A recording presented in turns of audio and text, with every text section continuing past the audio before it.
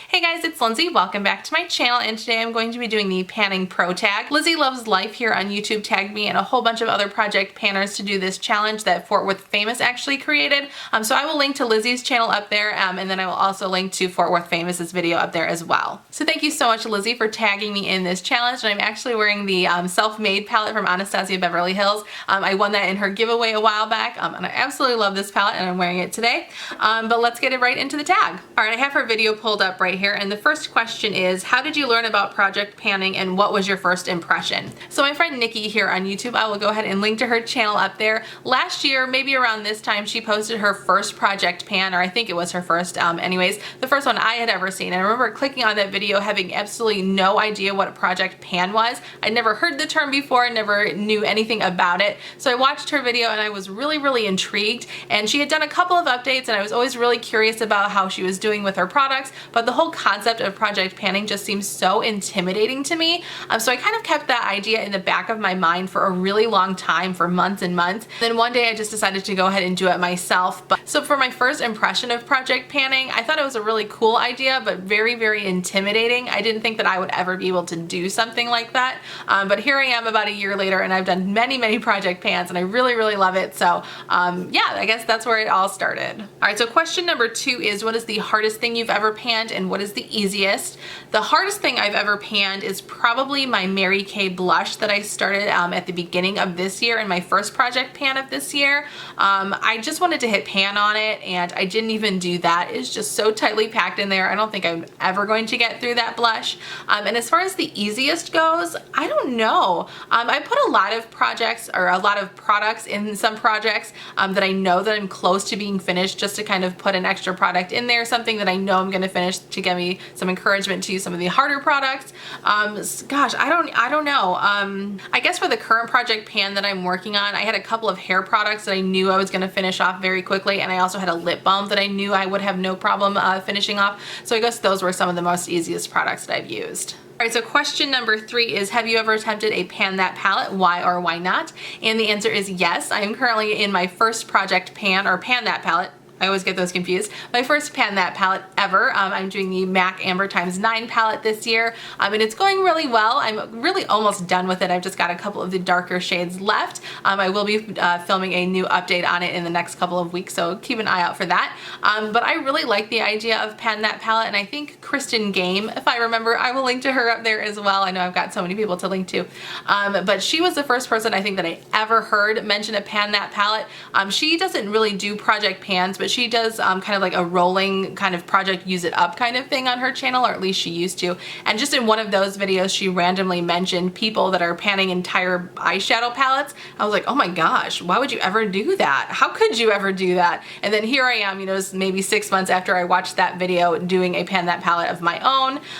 But I really enjoyed it. I love watching everybody's updates on Pan That palettes. Those are probably my favorite kind of YouTube videos to watch at the moment, are Pan That palettes. I'm always excited to see your guys' progress. But yeah, if you are thinking about doing a Pan That palette, I definitely would encourage you to try it. Start small if you're really intimidated by it like I was. I think like a MAC Amber x9 or any of the x9 palettes is a good size. Obviously you don't have to do that exact one, but kind of something of that size. There's 9 different eyeshadows, and they're all really small, about the size of a dime. So I've been getting through them really fast, and I've really enjoyed it so far. All right, question number 4 is, has panning affected your makeup buying habits? And if so, how? Yes, absolutely. This year I put myself on a low buy. I don't think I could ever do a complete no buy. That is just no, that is just too restrictive for me. I really congratulate anybody that could do it, but I just know myself and I know that wouldn't be a good fit for me. But a low buy, which I've been on since January, and my initial goal was just to be on it for the first 6 months, but I really honestly can see myself being on a low buy, just kind of continuously going forward without having any kind of stop date. For my low buy, if you don't know, if you haven't seen those videos, I'm allowing myself to buy 3 makeup items each month or skincare items over $20. So anything, you know, any combination of of those, just 3 items total. And I've done really well on that so far this year. I haven't really needed to buy more. I think in April was really the only month that I maybe kind of went over, but nothing really was in those categories. I just bought a whole bunch of stuff in April, but I think the low buy is just a really good idea for me. It's keeping me on track because while I do like to buy things, I do like to use things up as well. And if I continue to buy stuff, it's going to be harder for me to use up. And the longer I've been like in this beauty community thing, and the more I've seen on Instagram, and just there are so many new palettes coming out like every single day. I feel like there's like a new palette coming out, and it's just getting really overwhelming, at least right now. Like I was really excited for the new Too Faced palettes that came out this year. I bought both of them, but just like I said, every day it feels like a new palette is coming out. I think like Jeffree Star is releasing one. I think Natasha Denona is coming out with a new one. No, Violet Voss, is that what it's called? And I think I saw a Dose of Colors is coming out with one. Like, and this is all like what I just saw in like the last 3 days of new eyeshadow palettes coming out. So it's just really overwhelming. And before, like last year when I was really starting to get back into makeup, I probably would have wanted to purchase all of those. And now that I'm on the low buy, it's making me a lot more conscious of what I am purchasing. And like I said, I did purchase both of the new Too Faced palettes that came out this year, but my mission or my goal for this year is to not buy any more eyeshadow palettes until maybe like November if the Lorac 3 comes out, the Pro 3 comes out. We'll see, maybe, well, I don't know. I haven't heard anything about that, but that was just kind of my thought process as to when I could buy a new eyeshadow palette. But yeah, I think I'm just rambling at this point, so let's move on to the next question. All right, question number 5 is, what do I plan to pan next? I have no idea. My next project pan will start on July 1st, so I have a little bit of time to think about what I want to do.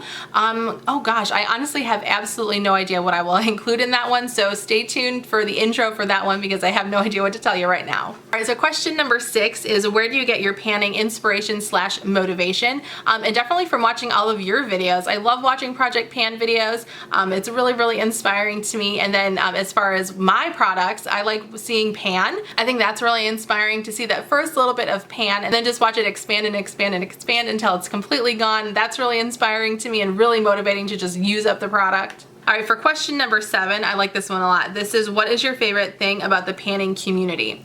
Now, from watching different YouTube videos in the beauty community for the last couple of years, there's a lot of negativity, and just like in the comment section and within the panning community, I have not seen that at all. The panning community is so positive, just everyone is so encouraging. There's no bickering or fighting in the comment section, which is so awesome. I love that because everybody's here just to talk about makeup, which is just such a silly thing. There's no reason to fight over makeup. That is just like the most craziest thing ever to me. So I just really like how positive this community is and just how encouraging everybody is. And it's a smaller part of the beauty community, I've noticed, but I really love it, and I'm really happy to have found it. So thank you guys all for accepting me in the panning community because I've just really enjoyed it. All right, question number 8 is, if you are currently project panning, what is one item that is giving you the most trouble? Definitely my eye polish. I have this Kaylin eye polish, like an eyeshadow thing. It's like a loose mineral eyeshadow. It was from my very first Ipsy bag, and I thought that product was gonna go really fast based on how much was in the actual container. No, that was very deceptive because there just must not have been very much to begin with. It's only about halfway full, and I have not made hardly any progress on that, and I've used it so much. So it's really kind of frustrating, that product, because it looks like I've been using it for so long and I feel like there should be so much more progress. But I'm just going to continue to use it. It's definitely a good go-to eyeshadow for me during the week. I can just kind of throw it all over my lid and then buff out the crease a little bit, you know, just kind of a nice one eyeshadow look. So I like using it, but it's just kind of frustrating to not see as much progress as I would think. All right, 2 more questions left. So question number 9 is, how long do you plan to project pan, and do you see yourself stopping at any point? Gosh, I have no idea how long I'm going to project pan. I don't see myself stopping anytime soon. I really like this community. I really like the idea of a project pan, just continually trying to move out product from your collection so nothing gets too old and gross without you using it and you just wasting all this money. So I don't think I'm going to be stopping anytime soon. All right, now moving on to the very last question of this tag. It is, would you recommend panning to others, and how would you explain it? For how I would explain it, it's basically just using up your money, not wasting money on makeup, because because you don't want your makeup to go bad.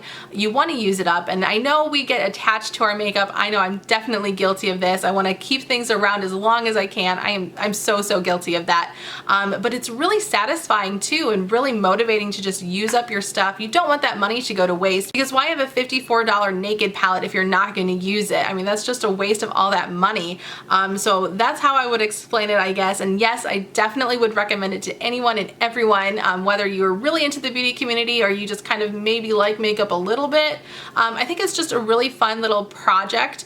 It just makes me feel good about myself because I know I'm using up my stuff. And I don't know, it's just really fun for me. I like being organized like that, kind of like, I don't know, little project kind of things. I don't know how to explain it even, but just the process of the whole thing, like just kind of like the little wheels that are ticking in my head every time I use it.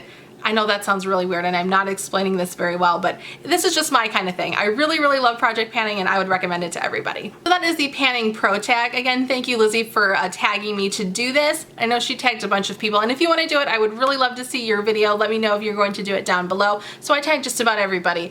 But yeah, thank you guys so much for watching today. I would love it if you would subscribe to my channel. We can also connect on Instagram. I'll have my link down in the description box, and I'll see you guys in my next video. Bye!